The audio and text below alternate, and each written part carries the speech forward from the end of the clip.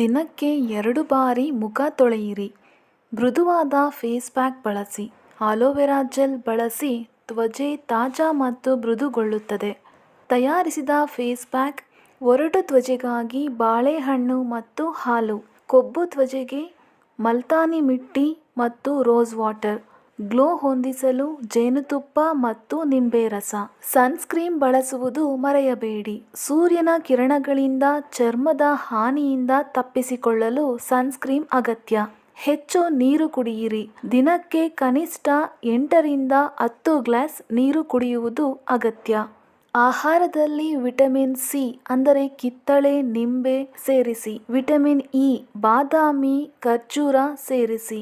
ತೇವಾಂಶದ ಮಾಸ್ಕ್.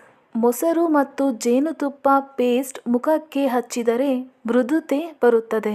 ಹಲಸಿನ ಹಣ್ಣಿನ ಮಾಸ್ಕ್ ಮುಖದ ಹಳೆಯ ಕಲೆಗಳು ಕಡಿಮೆ ಮಾಡುತ್ತದೆ. ರಾತ್ರಿ ಆಲಿವ್ ಆಯಿಲ್ ಹಚ್ಚಿ ಮಲಗಿದರೆ ತ್ವಚೆಗೆ ಉತ್ತಮ ಪೋಷಣೆಯಾಗಿದೆ. ಸೌಂದರ್ಯ ಚಟುವಟಿಕೆಗಳು, ಬ್ಯೂಟಿ ಹ್ಯಾಬಿಟ್ಸ್. ಹೆಚ್ಚು ನಗುತ್ತಿರಿ. ನಗುವುದು ನೈಸರ್ಗಿಕ ಸುಂದರತೆಯ ಭಾಗವಾಗಿದೆ. ಒತ್ತಡ ಕಡಿಮೆ ಇಟ್ಟುಕೊಳ್ಳಿ. ಮಾನಸಿಕ ಒತ್ತಡ ಚರ್ಮದ ಮೇಲೆ ಪರಿಣಾಮ ಬೀರುತ್ತದೆ. ಕೂದಲಿನ ಸುಂದರತೆಗಾಗಿ ಹೇರ್ ಬ್ಯೂಟಿ ಟಿಪ್ಸ್. ನೈಸರ್ಗಿಕ ಎಣ್ಣೆ ಮಸಾಜ್. ನಾರಿಯಲ್ ಎಣ್ಣೆ, ಬಾದಾಮಿ ಎಣ್ಣೆ, ಆಮ್ಲ ಎಣ್ಣೆ ಬಳಸಬಹುದು. ಕೂದಲು ಬಲವಾಗಿಸಲು ಪ್ಯಾಕ್. ಮೊಸರು ಮತ್ತು ಮೆಂತ್ಯ ಹಿಟ್ಟು ಅಥವಾ ಆಮ್ಲ ಪುಡಿ ಮತ್ತು ಬೂದು ಹೂವು.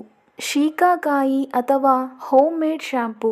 ರಾಸಾಯನಿಕ ಶ್ಯಾಂಪೂ ಬದಲು ಶೀಕಾಕಾಯಿ, ಆಮ್ಲ, ರೀತ ಮಿಶ್ರಿತ ಬಳಸಿ.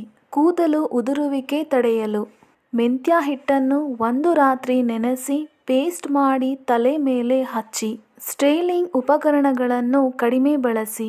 ಸ್ಟ್ರೈಟ್ನರ್, ಡ್ರೈಯರ್, ಹೀಟು ಕೂದಲು ಹಾಳು ಮಾಡುತ್ತದೆ. ಕೂದಲು ಉದುರುವಿಕೆ ತಡೆಯಲು ಕೆಲವು ಟಿಪ್ಸ್.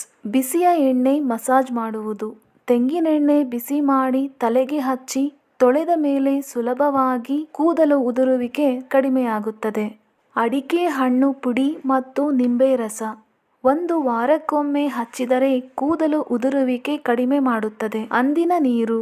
ಅಕ್ಕಿ ಅಥವಾ ಜೋಳದ ನೀರನ್ನು ತಲೆ ಮೇಲೆ ಹಾಕಿದರೆ ಕೂದಲು ಮೃದುವಾಗುತ್ತದೆ.